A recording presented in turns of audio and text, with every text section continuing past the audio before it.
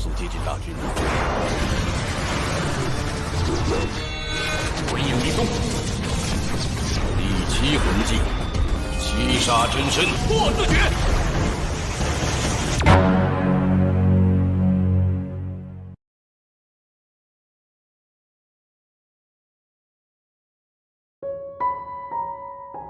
Halo guys, kembali lagi bersama Mimin di channel Nafilm. Mimin pas ngedit ini masih ngantuk guys. Dan pada video kali ini Mimin akan meneruskan alur cerita Solen episode terbaru, yaitu Solen episode 220. Yang dimana pada Solen episode 220 ini menceritakan Tang San yang bertarung dengan dahulu pedang Chenshin untuk dites kemampuannya. Dan berkumpulnya 7 monster Shrek di dalam pasukan perang besar. Dan bagaimana alur cerita selengkapnya? Sebelumnya Mimin minta maaf jika durasinya kali ini agak singkat, dan kita masuk saja alur ceritanya.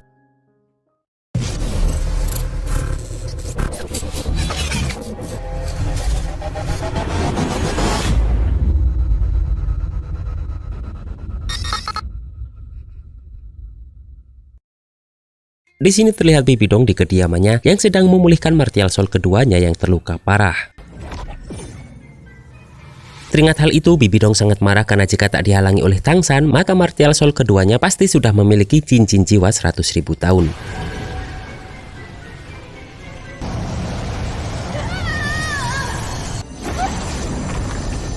Namun di luar, Huyan Zhen melaporkan kepada Bibi Dong bahwa Sui Beng sudah mengumpulkan pasukannya untuk menyerang Kekaisaran Wuhun. Di sini Bibi Dong memberi perintah kepada Huyan Zhen untuk mengumpulkan semua ketua dari 7 sekte besar serta semua ketua Master Roh untuk datang berdiskusi. Karena Bibi Dong berpikir bahwa jika kali ini mereka menang dari Kekaisaran Tiandou, maka seluruh benua dahulu akan menjadi milik Bibi Dong.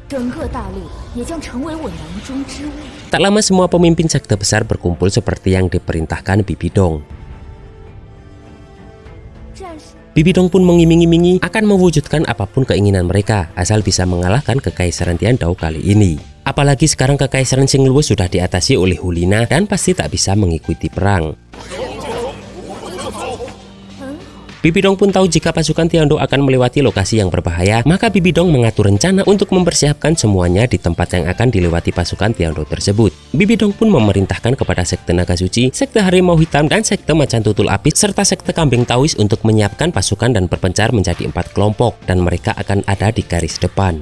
Sedangkan sekte Perisai Gajah dan sekte Pedang Angin ditugaskan untuk melakukan pertahanan dan tak membiarkan siapapun boleh masuk. Dan untuk sekte Lebah yang bertubuh kecil dan lincah, Bibi Dong pun meminta untuk mencari tahu keadaan pasukan Tiandou dan mengutus orang ke jalan yang pasti dilalui oleh pasukan Tiandou.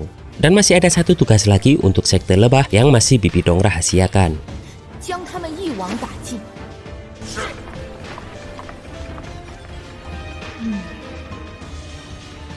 Sementara itu di markas perhentian pasukan Tiandou, terlihat semua sudah siap untuk berperang dan tetap berlatih dengan dibantu oleh Ma Hongjun sebagai pengarahnya.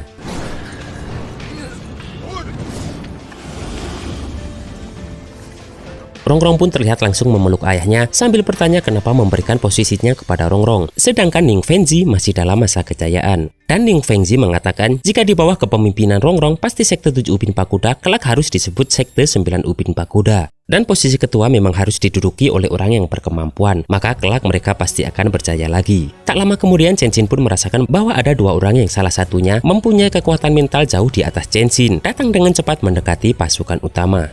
Di sini Rongrong berpikir bahwa hanya sedikit orang yang bisa mengalahkan kekuatan mental dahulu pedang, karena sekarang kekuatan jiwa kakek Chenshin berada pada level 97. Ning Fengzi pun khawatir jika yang datang itu adalah pendeta agung Kekaisaran Wuhun, yaitu Jian Daoliu. Melihat itu, Chenshin pun bergegas mencari tahu siapa orang tersebut yang datang. Karena sekarang perang belum dimulai dan pasukan Tiandou tak boleh terluka sedikit pun. Dan jika memang benar itu Jian Daoliu, maka jika dia melakukan serangan besar pada pasukan, bisa menghancurkan semuanya. Chenshin pun langsung mengeluarkan teknik jiwa ke-6-nya, yaitu serangan ribuan pedang. Dan ternyata 2 orang yang datang tadi adalah Tang San dan Xiao Wu.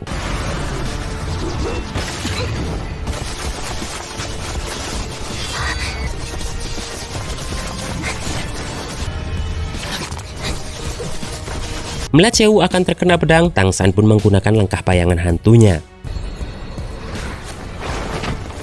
Karena familiar dengan kemampuan tersebut, Chenshin pun menahan serangannya. Chen Xin yang tahu itu adalah Tang San berkata bahwa 5 tahun tak bertemu, tekanan dari tubuh Tang San semakin kuat. Apalagi dia mendengar dari Rongrong bahwa Tang San sudah mendapatkan warisan Dewa Laut. Di sini Tang San memberitahu jika tekanan mental yang Chen Xin rasakan adalah kekuatan mental dari Dewa Laut. Di sini Chen Xin sedikit kecewa karena dia sendiri sudah tak bisa lagi mencapai level 100 untuk menjadi dewa. Di sini Chen Xin pun mengetes kemampuan Tang San dulu untuk tahu apakah Tang San memiliki kemampuan untuk menantang Kekaisaran Wuhun. Karena Kekaisaran Wuhun punya pendeta agung yang berada di level 99. Dan di sini pun terjadi pertarungan sparring antara Dou Lu Pedang melawan Tang San.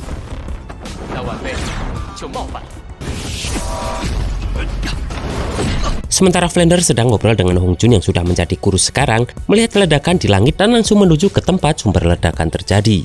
Sementara Muba, Jujing, dan guru Liu Erlong yang sedang jalan-jalan pun juga melihat pertempuran itu. Rongrong yang hampir terkena bantalan palu Tang San pun langsung diselamatkan oleh Oscar. Dia pun bertanya kenapa Tang San bertarung dengan kakek pedang, namun Flander berkata bahwa seharusnya mereka hanya duel biasa saja, karena kedua orang ini bertarung tanpa ada niat membunuh. Chen Xin pun mengeluarkan teknik jiwa ketujuhnya, yaitu wujud sejati pedang pembunuh. Dan di sini Tang San hanya menggunakan tulang jiwa lengan kiri dari Erming, yaitu tinju pemecah cakrawala untuk menahan serangan.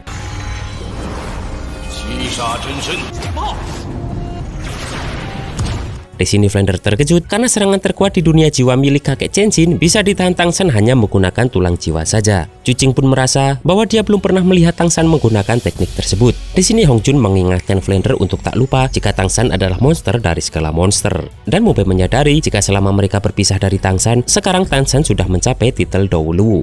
Tang San dan Chen Xin pun terus berduel sengit.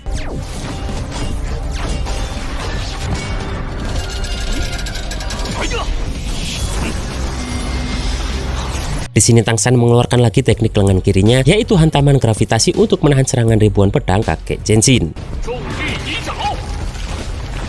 Di sini kakek Chen Xin langsung mengeluarkan teknik jiwa ke-8-nya, yaitu pedang penembus langit. Tang San pun menggunakan domain dewa pembunuh dikombinasikan dengan teknik 9 kemutlakan palu Hautian untuk menahan.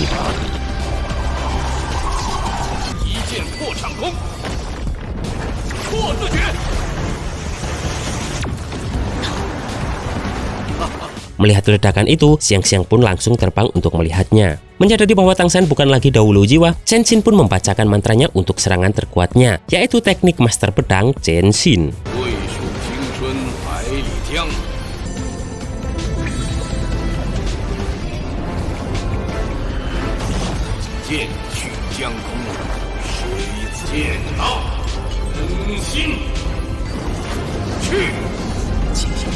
Tang San yang menyadari levelnya masih 93 dan ada perbedaan 4 level dengan Chen Xin akan sulit menahan jika menggunakan kekuatan jiwa saja. Di sini Tang San pun menggunakan jurus pertama dari 13 tombak emas Dewa Laut, yaitu pusaran angin bebas.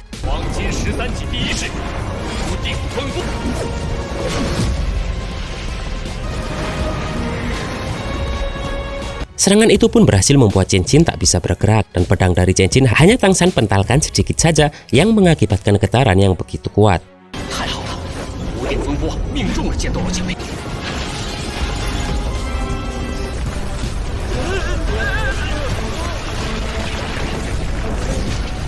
Chen Xin pun terkejut karena serangannya bisa ditekan sepenuhnya dan baru menyadari bahwa itu adalah kekuatan teknik dewa. Tang San pun menyadari bahwa tingkat keberhasilan pusaran angin bebasnya sangat rendah saat menghadapi serangan terkuat di dunia, dan jika tak tepat waktu, maka tadi Tang San pasti sudah kalah. Tang San pun meminta berhenti karena jika terus berduel pasti Tang San tak mampu untuk bertahan lagi. Tak lama pun Xiao Gang datang dan memanggil Tang San. Melihat gurunya tersebut, Tang San pun langsung memberi hormat kepadanya. Di sini pun Xiao Gang langsung memeluk Tang San yang sudah kembali di waktu yang tepat tersebut. Tang San pun juga memberi hormat karena kedua gurunya yang lainnya, yaitu Liu Erlong dan Flander, juga datang. Tak lama kemudian Sui Peng pun juga datang dan langsung memberi hormat untuk Tang San sebagai gurunya. Namun Tang San menahannya karena Sui Peng adalah pemimpin negara dari jutaan pasukan. Di sini Erlong pun bertanya di mana Xiao Wu. Namun sebelum Tang San sempat menjawab, di sini dia langsung dipanggil oleh Mubai dan langsung melakukan tosnya.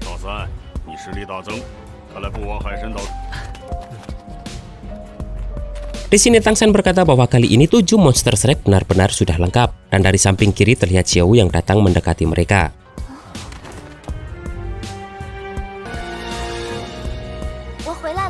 Di sini Erlong langsung berlari dan memeluk anak angkatnya tersebut.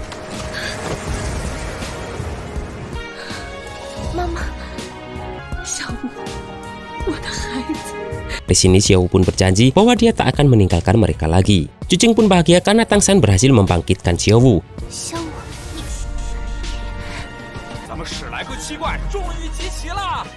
Dan Tang San berjanji akan menceritakan semuanya kepada mereka kelak. Di sini keempat tetua sekte Tangmen pun juga datang untuk menyambut kepulangan Tang San.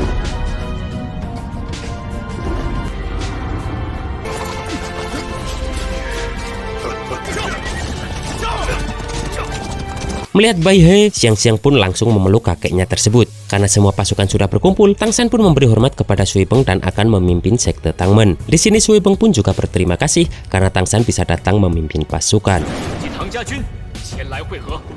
Di sini Sui Peng juga memberitahukan kepada semua pasukan kemanapun Tang San pergi maka di situ dia akan datang. Dan juga jika perintah Tang San sebagai ketua sekte Tangmen dan Raja Lan Hao berarti juga adalah perintahnya yang harus dipatuhi. Tang San pun dengan trisulannya langsung mengobarkan semangat perangnya, diikuti oleh suara dari semua pasukan.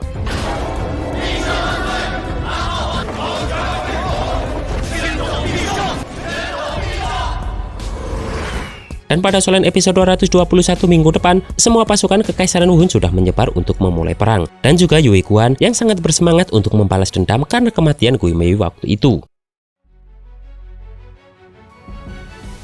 Dan itulah guys alur cerita Solen episode 220 ini. Jika singkat, maafin ya. Dan maafin juga suara Mimin yang lagi pilek ini. Dan bagaimana peperangan besar antara Kekaisaran Tiandou melawan Kekaisaran Wuhan yang akan terjadi, kita tunggu saja di Solen episode 221 minggu depan. Dan akhir kata, see you next episode.